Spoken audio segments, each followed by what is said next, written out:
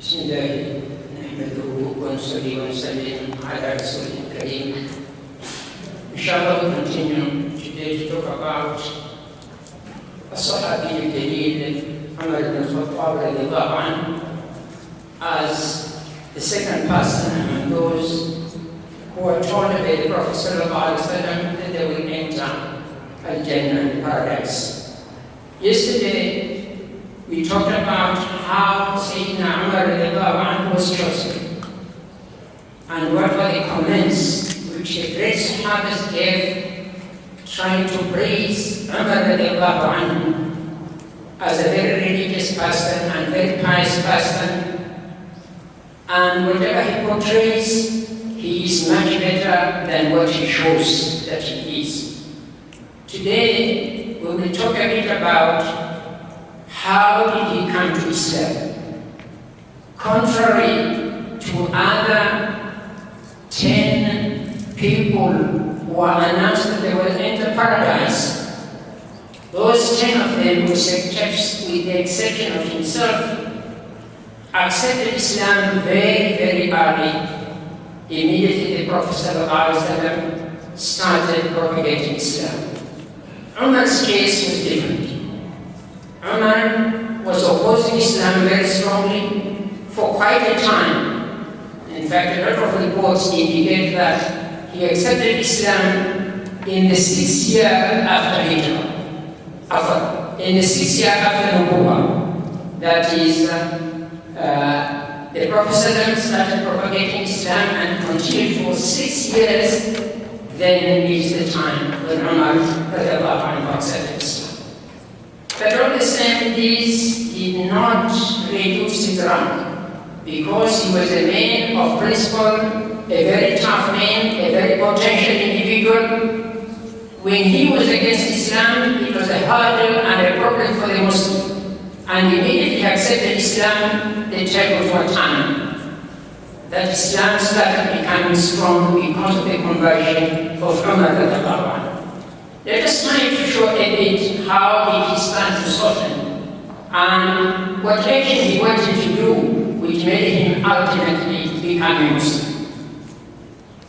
It is narrated by Umar bin Hindra that this lady with her husband Amir ibn Rabi'ah in the 5th year of Nubuwwah was migrating from Mecca to Medina, from Mecca to Habasha, because the Meccan people were being tortured so much by the Quraysh by then.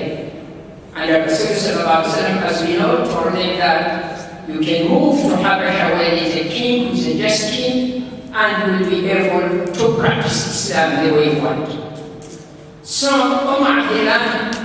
as she was sorting out herself to move, Umar saw her. And Umar told and said, إِنَّهُ الْإِنْطِلَاقِ يَا عَبْدِ. It is the time to move, that you're moving, you're leaving Mecca. She said, yes. وَاللَّهِ لَنَخْرِجَنَّ فِي أَرْضِ اللَّهِ. By Allah, we will leave this earth of Allah subhanahu wa ta'ala. آذَيْتُمُونَا وَقَهَرْتُمُونَا. You have bothered us. You have tortured us. وَقَهَرْتُمُونَا. You have intimidated us. حَتَّى يَجْعَلَ اللَّهُ لَنَا فَرَجًا. We will leave to go to another land until Allah subhanahu wa ta'ala gives us a solution. Until things change. Umar said a word which his lady did not anticipate that she would do so. He said, صَحَّبَكُمُ اللَّهُ. May Allah be with you. Then this lady met the husband and explained in a way that she was a bit surprised and saw something which is a bit different, that as if Umar had a sympathy of this case. So he told the husband, and the husband told him, do you كَأَنَّكَ قَدْ طَمَعْتِ فِي إِسْلَامَ عُمَرَ? It's as if you have hope that Umar may accept Islam. He said, نعم. قال إنه لا يسلم حتى يسلم حمار الخطاب. He they will not accept Islam until maybe the donkey of Khattab accepts Islam. Now, out of this, we also learn, never give a prejudgment on somebody. Whether accepting Islam, whether somebody is fasting and doing a lot of ma'asi, never say something. You and me cannot know what is the end of that. And you look down and speak on that individual, and maybe over time they think that that individual becomes a better Muslim, and you, as the days go by, start being a bad Muslim. This is a very big lesson for each one of us.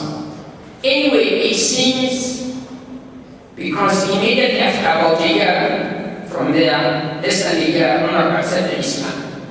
Mu'arrikhin explain and say Umar is a tough individual, very tough, and he likes people who are tough. He doesn't like you to be very soft. This is his nature, as we're going to see. And he was getting surprised because he acted in punishing the slaves he had and other people. And then found that even the women are still firm, very committed, they never give in. What is there in this religion which makes them to be so strong? Something was bothering him without saying, waiting for the right occasion. And some people say, one time also he was in Kaaba and Rasul recited some verses and he heard them and they affected him, whatever that may be. But finally, one day, the Quraysh met and they were discussing that it is becoming a bit too much what is happening with the Rasul. What can we do? Who can kill or who can do something? So Umar said, I am ready. I will kill. They said, you are? He said, yes. So he left. At noon, very hot, with his sword, ready, and on his way to go and look for the Prophet ﷺ, he met somebody who is a Muslim but hiding his Islam by the name Nu'aym ibn Abdullah al-Naham. And this individual, when he saw Umar the way he is, and with his sword ready, he said there must be something bad which will happen soon. He said, I don't believe you, Umar. Where do you want to go? He said, I'm going to have a Swabi, this person who changes people their religion, a Swabi. الذي فرق أمر قريش وسفه أحلامها وعاب دينها and all that. This person who is really talking ill about Quraysh and their religion and their goals and all that. So I'm going to kill him. So Nu'aym now was looking for a way of discouraging him from that move without showing that he is sympathetic to him. Nu'aym said, لَبِئْسَ الْمَمْشَى مَشَيْتَ يَا عُمَرَ. This is the worst walk or mission you are going to. And he said, وَاللَّهِ غَرَّتْكَ نَفْسُكَ بِنَفْسِكَ. You have a horror. You have deceived yourself. Do you think you are going to kill Muhammad and Bani Hashim will just kill you? So he said, فَرَّدَّ وَعَرَدَّ حَلْكَةَ بَنِي عَدْلٍ. Umar is coming from the family of Bani Adl. What you are going to do is going to destroy your family, Bani Adl. And then he said, أَتَرَى إِبْنَ عَبْدِ مَنَافِ تَارِكِيكَ تَمْشِي عَلَى الْأَرْضِ وَقَدْ قَتَلْتَ مُحَمَّدًا. Now he was threatening not on the Muslim, on the issue of the tribe which is very strong as it is known. Do you think Abd Manaf people will leave you after you've already killed their man Muhammad? You are deceiving yourself. Then quite a discussion, hot discussion went on. And then Umar said, إني لأظنك قد صدقت ولو أعلم ذلك لبدأت منك. I think you have changed your religion, and if I know for sure I will start with you rather than go to Muhammad. Now Nu'aym started thinking, what do I do? When he found that Umar is firm and not changing his mind, and people know what Umar is usually. He doesn't hide his feeling, and he speaks the truth what is in his mind. So Nu'aym thought, let me divert him to something else, as the people say, lesser evil. He said, okay, you are going to Muhammad, you know what is happening happening with your own people. Say, what do you mean? He said, your brother-in-law and your cousin and your sister have already accepted Islam. And it was true. Because Sa'id ibn Zayd is from Bani Adi and it is bin Ammi, it is a cousin of Umar. And his sister, Fatima in the Khattab, had accepted Islam very long time ago. Remember, we were talking about Abu Bakr giving a talk, and then he was beaten so much, and then when he regained conscious, he asked his mother, Khair, go to Fatima in the Khattab and ask about the Prophet how is he. So he had accepted Islam very long time ago. So Umar asked him, are you more the people? He said again. So now Umar left going to the Prophet. This individual did not want to put the two people in trouble, but you are now given the option. Here is the religious leader, here is the prophet. What can I do to save him? Let him go somewhere else and Allah will sort him out. But at least for the moment, I'm moving the problem from the Prophet. So as we know the story, Umar went, and before he knocked the door, he had some murmurs, bit of talk. He knocked very strongly with it, Khattab, and quickly they realized the high Khattab bin Arad was their teacher, teaching them Islam, and they were reciting Qur'an, Surah Al-Taha, and as they moved very fast, they forgot one of the leaves of Surah Al-Taha around, and then the sister went to open for Umar and saying that they hesitated because they didn't accept Islam, but of course then he did. So, as she opened, Umar said, I've had you murmuring, what are you talking about? What are you doing? He said, no, we're just talking. And then he started saying, maybe you have already left your religion. Now, Fatima put it to mind. He said, what is it, Umar? Suppose the help is on something which is not in your religion. Now, saying that, Umar got so much annoyed, and he knocked his brother-in-law, because it is a shame to knock the wife, so he knocked Sa'id, because he knew they are all in this.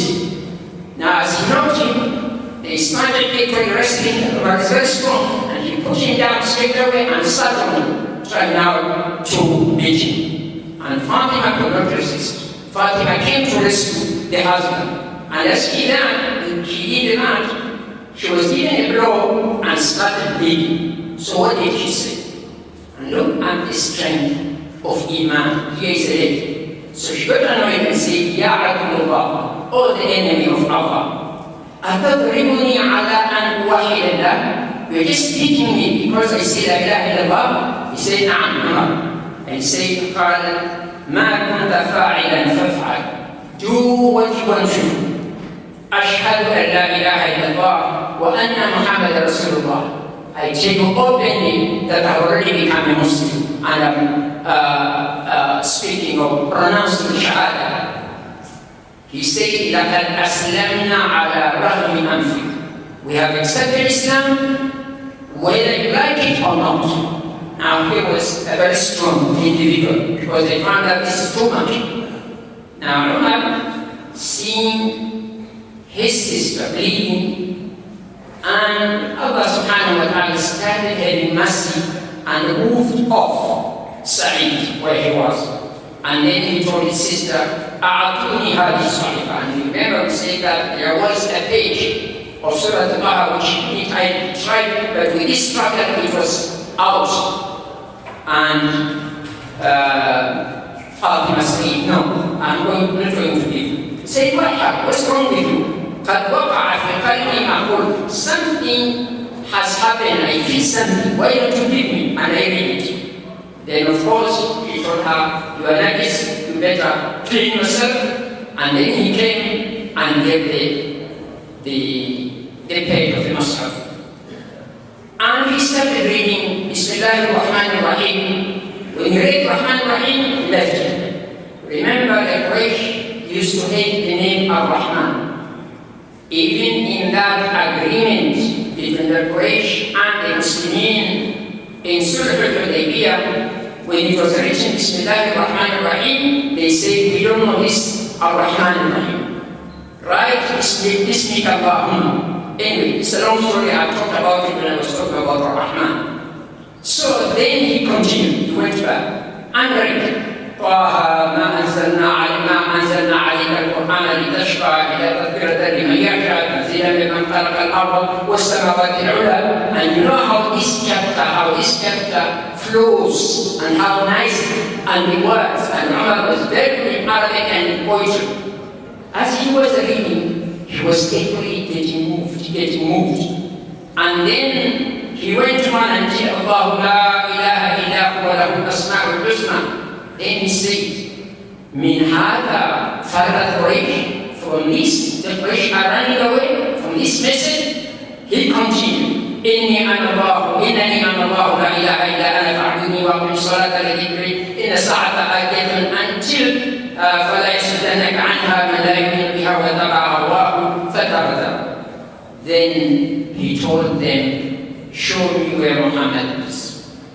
Initially they were a bit hesitant, but realizing that he was talking the truth, because even when he refused to give out the must-have the page, he said, I will return to you intact. Then Khattab, who was hiding, came very quickly out and told Umar the following. Now it is not now his peace. And we'll talk about Khattab, and he's a great man. He said, Ya Umar, you better be quick. Just last Monday, our Rasul sallallahu alayhi wa sallam was reciting or was praying the following dua. He was saying, Allahumma a'izz al-Islam bi ahad al-Umarayn. Oh Allah, makes Islam strong by one of the two Umar. Umar ibn Khattab or Amr ibn Hisham. Abu Jahl, the real name is Amr ibn Hisham. So Amr and Umar is Umar ibn Umar. And then he said, why don't you rush so that you are the one who agree the dua of our Rasul sallallahu actually maybe mustajab, so that you, in other words, let not Abu Jahl be quick and is the one who does this part. I will talk a bit, we don't have much time, and maybe tomorrow, why our Rasul sallallahu alaihi wasallam was trying to ask Allah to make Islam stronger by these two important people. Because Islam needs potential people. It needs everybody. But the potential people, the people who are tough, the people who can make a difference, are the people who can attract others to this religion. And Rasul, with all his piety, was aware of that. It is unfortunate that at our time, we don't think about that. And we don't think that individuals who are professional, individuals who are good doctors, individuals who are good professors, individuals who are very good business people, individuals who have all the talents are very important to Islam. And they are. And Islam is portrayed by these people and everybody else. And honestly, I just want to say because of the time, it is unfortunate that the enemies of Islam, all what they wish is to portray Islam in a negative manner. And we as Muslims help them in every way. And if there is any group of people or individual or any group which want to bring Islam into the real right picture of Islam, Islam which is moderate, Islam which is progressive, Islam which can live with others, then we have enemies who fight and start with our own Muslims, from Muslim countries and from others and from the West. So that they don't want Islam to reach a level where it can be a role model for everybody.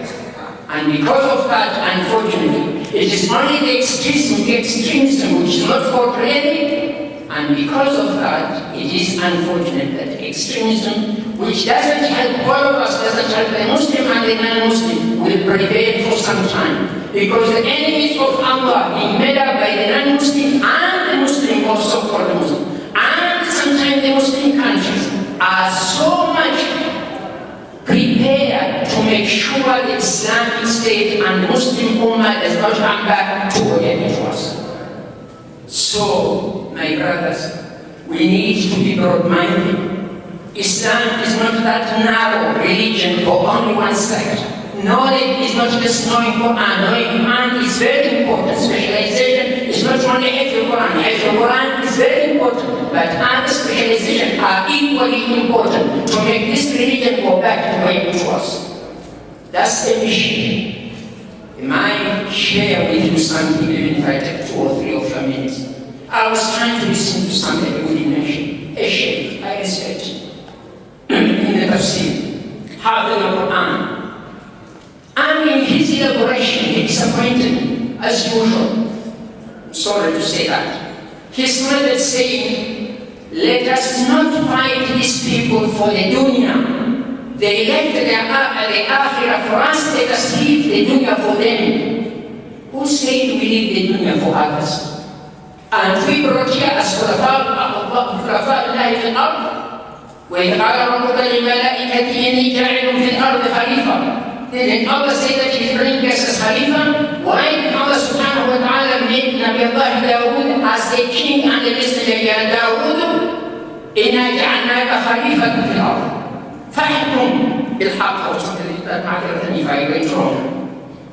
Why did Allah make Sulaiman to be a king and at the same time to be a messenger of Allah? Why did Allah make Nabi Yusuf to be somebody actually who is the second in the status and the status not in Islamic but to bring good? Why did Allah make Muhammad in the 10 years of Medina to be a ruler and to establish an Islamic state? Why did He make the Khulafa 30 years to establish the Islamic state and run it? So I think, my dear brothers and sisters, we need to wake up. We need to understand Islam properly the way people used to understand. So that this thing, even if it is not coming back when you are alive, at least the next generation or the other generation will come up. Sometimes we are really having a lot of misconception about our religion. From the ourselves and the enemies of Islam get all the chances to do what they want. وآخر دعوانا الحمد لله رب العالمين.